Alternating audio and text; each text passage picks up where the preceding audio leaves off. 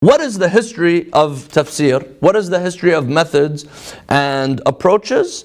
The first type of tafsir that emerged during the time of Rasulullah was Tafsir of Qur'an bil-Qur'an. Understanding the Qur'an through the Qur'an. And this is obvious, because how can the Qur'an be tibyanan li kulli shay? How can the Qur'an clarify everything? And it's a blueprint for living your life, yet it can't interpret itself. This doesn't make sense. The Qur'an interprets itself, and the Qur'an, it's nur, it's light. What is light?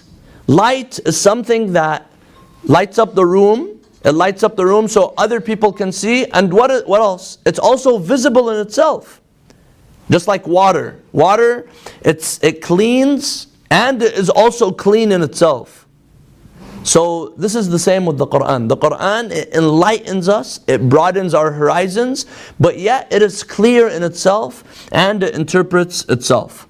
And Rasulullah sallallahu alayhi wa alihi, he would be the first mufassir of the Qur'an, where sometimes he would use verses to explain other verses.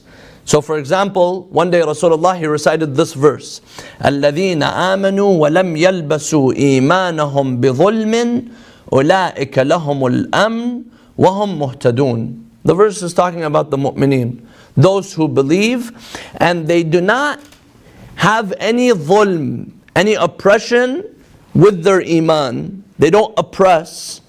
Those people, they are the guided ones. So when this verse came down, Muslims, they were worried. They said, Ya Rasulullah, which one of us is not a zalim? By sinning, this is a dhulm as well. This is a type of oppression. You don't have to necessarily go and oppress someone else. Just by sinning, by disobeying Allah, this is a type of dhulm. So he tells the Muslims, they were very worried. So then Rasulullah, he tells them the oppression, the dhulm in this verse is not referring to any sin. The oppression, the dhulm in this verse is referring to idol worship, to shirk. And then Rasulullah, he uses this other verse: وَإِذْ قَالَ لُقْمَانُ لِابْنِهِ وَهُوَ يَعَظُهُ يَا بُنَيَّ لَا تُشْرِكْ بِاللَّهِ إِنَّ الشِّرْكَ لَظُلْمٌ عَظِيمٌ. Luqman, he tells his son, oh my dear son, do not associate a partner with Allah. Why? Because shirk, associating a partner with Allah, it is great dhulm. It is the greatest manifestation of dhulm.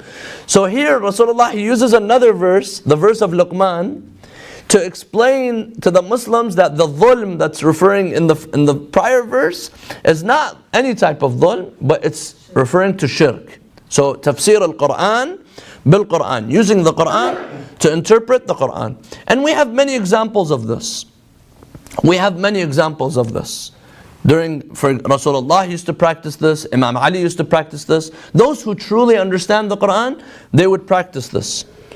You know, the verse of Ghadir, الْيَوْمَ أَكْمَلْتُ لَكُمْ دِينَكُمْ وَأَتْمَمْتُ عَلَيْكُمْ نِعْمَتِي. Today, after the Muslims gave bay'ah to Imam Ali, الْيَوْمَ أَكْمَلْتُ لَكُمْ دِينَكُمْ. Today your religion is complete. وَأَتْمَمْتُ عَلَيْكُمْ نِعْمَتِي. And the ni'mah of Allah is complete. Okay? وَرَضِيتُ لَكُمُ الْإِسْلَامَ دِينًا. What is this ni'mah that we are talking about? You go al-wilaya, but you go to another verse. Bismillah ar-Rahman ar-Rahim. Alhamdulillahi Rabbil Alameen. Ar-Rahman ar-Rahim. Maliki yawm ad-din. Iyaka na'budu wa iyaka nasta'een. Ihdina as-sirata al-mustaqim. Guide us to the right path. Which path? Sirata alladhina an'amta alayhim. The path of those who you have given the ni'mah to. What is the ni'mah here that you do dua for every day in Surah Al-Fatiha?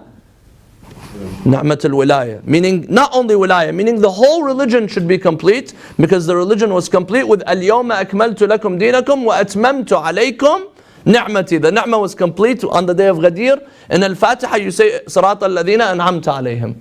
This is